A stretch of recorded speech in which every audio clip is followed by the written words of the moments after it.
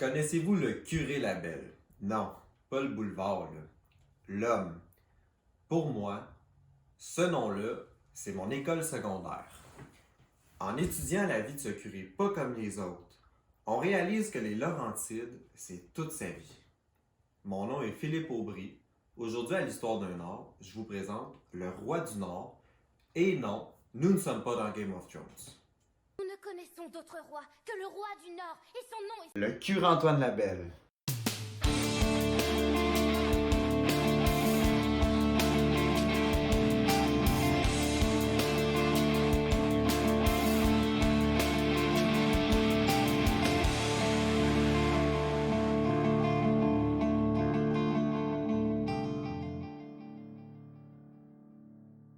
Si aujourd'hui, c'est le premier épisode que vous écoutez, je vous recommande fortement d'aller visionner les 2 épisodes déjà disponibles sur ma chaîne YouTube. D'ailleurs, vous pouvez vous abonner à la chaîne YouTube, à la page Facebook et au compte Instagram Histoire d'un Nord, afin d'en apprendre davantage sur l'histoire des Laurentides. Le curé Antoine Labelle, c'est un colosse de 6 pieds, 300 livres, qui déplace de l'air en masse. Il fume la pipe comme une locomotive.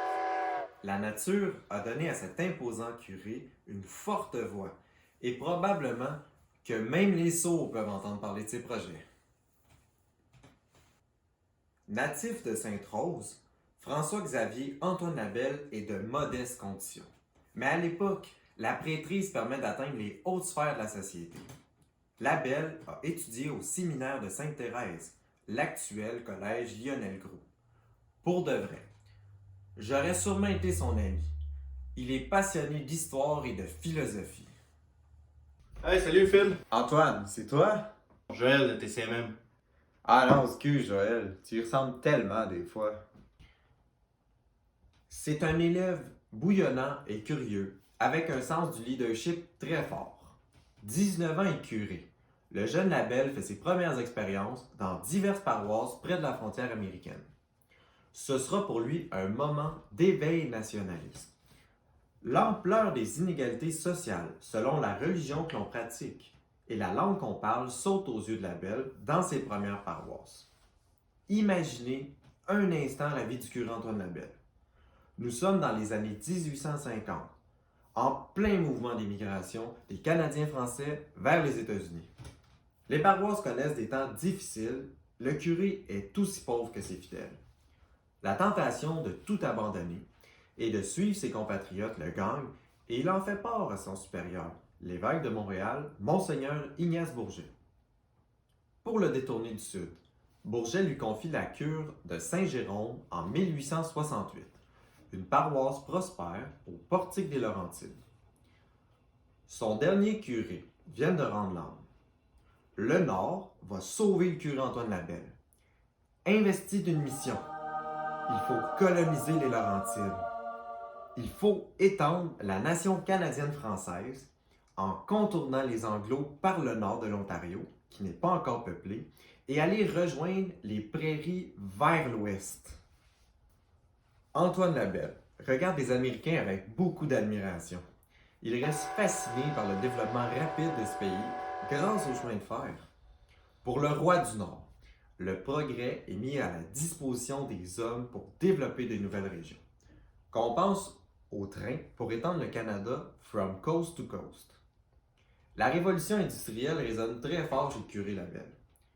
Est-ce que ça l'explique un téléphone à son presbytère à Saint-Jérôme? L'appel était important pour lui. Sur une note plus sérieuse, avoir un téléphone en 1886, c'est avant-gardiste. L'invention n'a que 10 ans. Si notre curé avait vécu aujourd'hui, les algorithmes des réseaux sociaux l'auraient rendu célèbre, le faisant influenceur. C'est un homme d'église unique. Il n'a pas peur de se tenir avec des gens qui sont en apparence bien différents de lui.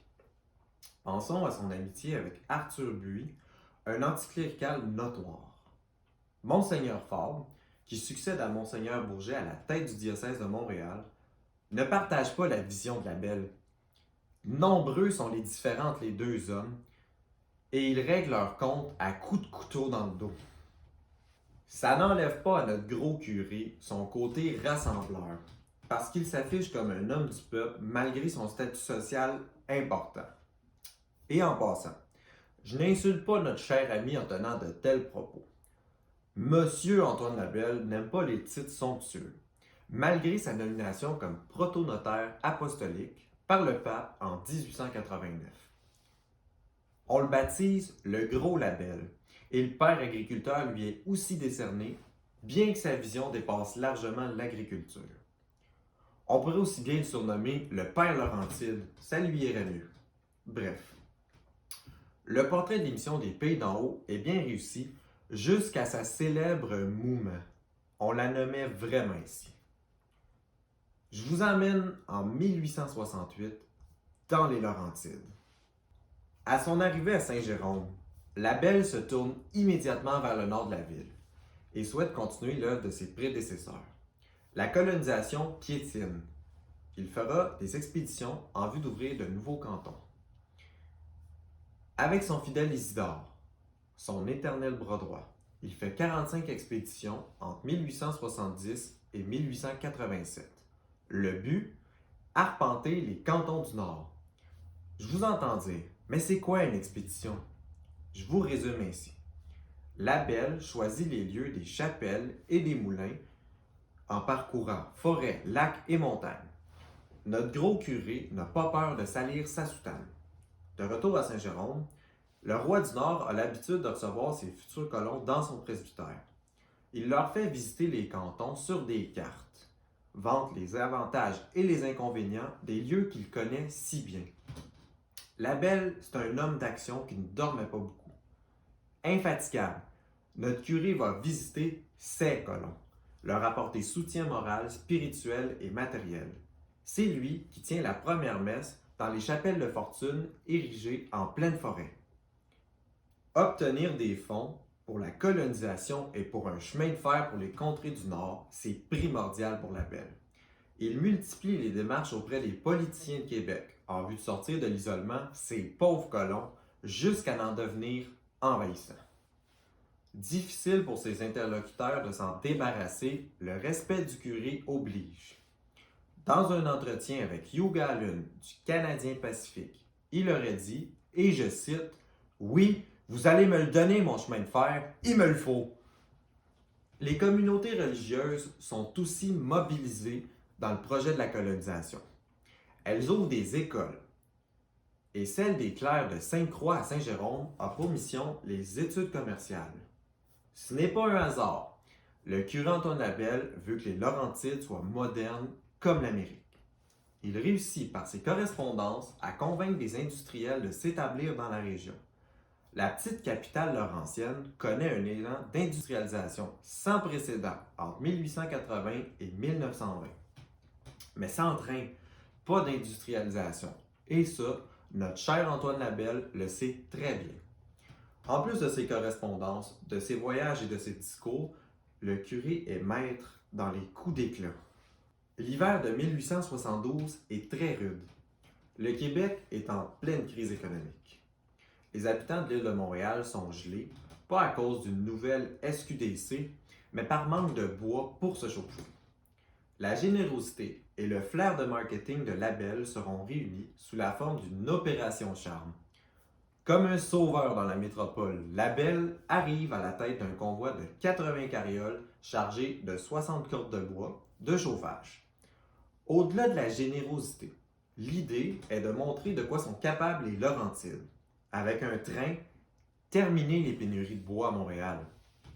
Bon, ça ne marche pas. Mais loin de lâcher prise, le curé Labelle récidive en 1876. Ce sera la bonne. Montréal allonge 1 million de dollars pour un projet de train entre Saint-Jérôme et la métropole. Le roi du Nord ne perd pas de temps et la même année, le train entre encore à Saint-Jérôme. Bon vivant, le curé offre un banquet à l'honneur de ce grand projet. Cette première voie ferrée est le début d'un projet beaucoup plus imposant. Les Laurentides sont déjà quadrillés de lignes ferroviaires dans l'esprit de notre gros curé. Est-ce que je vous ai dit à quel point le train, ça l'obsède le curé? Non? Je vous le redis, parce qu'il y pense jusque dans le confessionnal. La légende voudrait que Labelle a déjà commis le lapsus d'imposer en pénitence un chemin de fer à la place d'un chemin de croix. Ça peut être un peu plus long. Ne le détournez pas du sujet lorsqu'il parle avec vous. Il vous remettra sur le droit chemin. Votez Antoine Labelle, un curé en politique. Encore une fois, c'est un beau coup d'éclat. Fruit de son travail acharné, il est nommé comme sous-ministre à la colonisation par Honoré Mercier en 1888. Labelle refuse une rémunération pour ses fonctions à Québec, pour éviter des conflits supplémentaires. On le sait, sa relation avec son supérieur, Monseigneur Fabre, est tout sauf harmonieuse. Fabre digère mal que le premier ministre ait passé haut de son autorité. Nouvelle responsabilité, nouveaux espoirs. Labelle souhaite donner un coup de barre à son projet de chemin de fer qui est à l'arrêt depuis 12 ans. Le train ne va toujours pas plus loin que Saint-Jérôme. Et l'absence de train dans les Hautes-Laurentides, ça freine les ardeurs des prétendants et décourage ceux qui sont déjà établis. On sait qu'il y a environ 5000 personnes qui choisissent d'émigrer dans les pays d'en haut à l'époque. C'est très peu et ce n'est pas le seul obstacle. Quelques compagnies de bois ont un monopole sur toute la région et le curé Antoine Labelle souhaite briser le monopole. Pendant cet intermède politique, l'agenda d'Antoine Labelle est bien chargé. Il fait constamment des allers-retours entre les Laurentides et Québec. Il cherche toujours les fonds pour développer le chemin de fer et établir de nouveaux colons. Il se rend en Europe afin de favoriser des partenariats commerciaux. Ces projets de loi pour développer le Nord sont vite rendus impuissants. Les compagnies de bois ne sont pas prêtes à lâcher leurs privilèges parce que ce sont elles qui financent le gouvernement du Québec. Donc, elles manigancent pour obtenir des amendements aux lois votées par le ministère de la Colonisation, leur rendant leur plein pouvoir. Dur coup pour le sous-ministre. Après 2 années en politique, désillusionné, Labelle remet sa démission à son premier, Honoré Mercier. Il souhaite se retirer dans ses calmes contrées nordiques, près de la nature, parce que sa santé est mauvaise. Mais Mercier refuse la démission. Il n'est pas question de quitter le navire ou le train.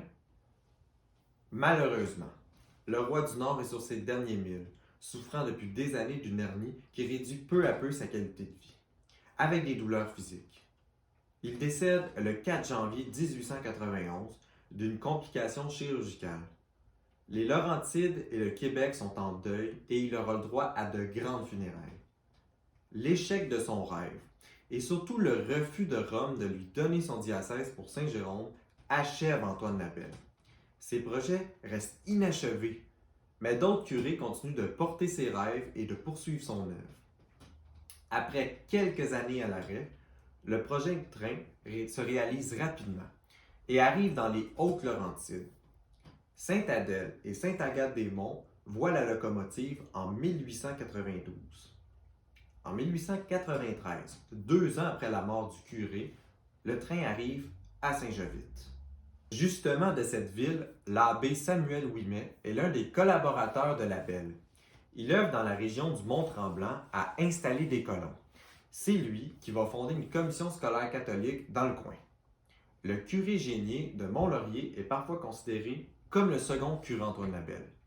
Il arrive à avoir le prolongement de la ligne de chemin de fer des Laurentides. Le train arrive à Mont-Laurier en 1909. Ce sera le point le plus au nord de la voie ferrée. Sous son autorité ecclésiastique, Mont-Laurier devient une capitale régionale d'importance.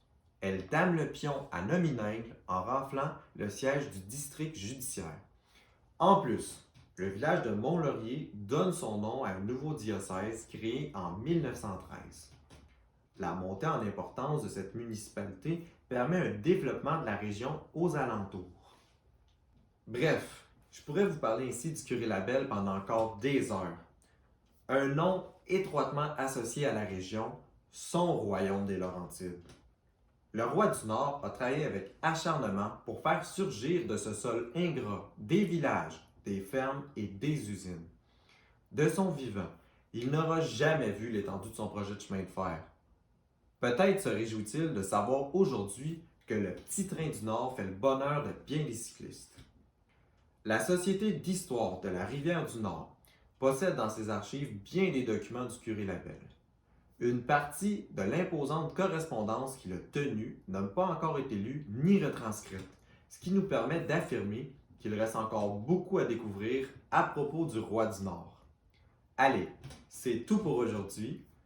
Dans le prochain épisode, il sera question des industries dans la région. Est-ce que les Laurentides connaissent l'industrialisation tant souhaitée par Labelle? Comment vont se développer les réseaux de chemin de fer? C'est ce que nous étudierons ensemble. Mon nom est Philippe Aubry, à l'Histoire d'un Nord. N'hésitez pas à aimer, commenter et partager. Le projet doit rester sur les rails. À bientôt!